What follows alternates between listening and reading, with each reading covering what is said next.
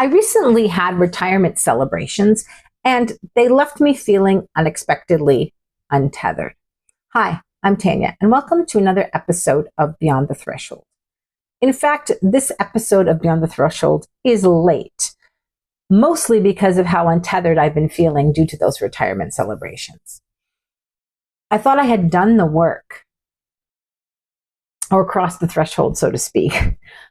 I had taken a leave. I've not been to school for 2 years.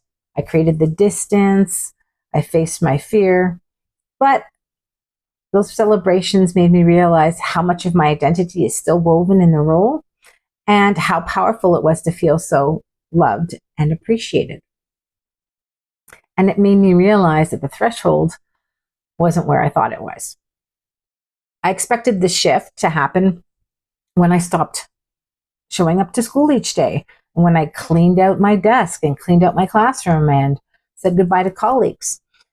I thought that I had let go of my teacher identity, but it turns out that that identity was still holding on to me. Pride and responsibility and purpose and the rhythm of the school year and that sense of being needed, even though they sometimes drove me crazy, it also anchored me. So sometimes we expect that transformation to be a clean break. But I'm learning that the real threshold often shows up after the one we had planned for. And it arrives in the what now and the who am I and the where do I go next. And I thought that I had been dealing with those questions, but I have learned that in this next threshold that I just crossed, those questions came back and they came back stronger.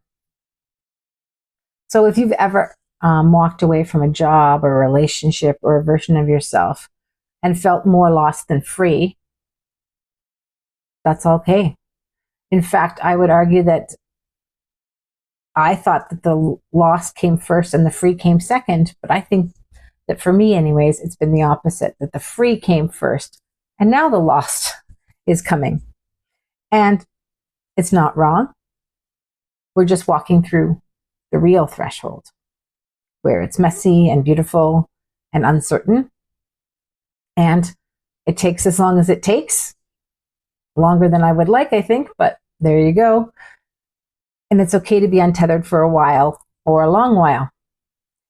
So instead of trying to fix it or deny it or avoid it, all of which I have done, and in hindsight, I have done more than I thought I had, I'm going to make space for it.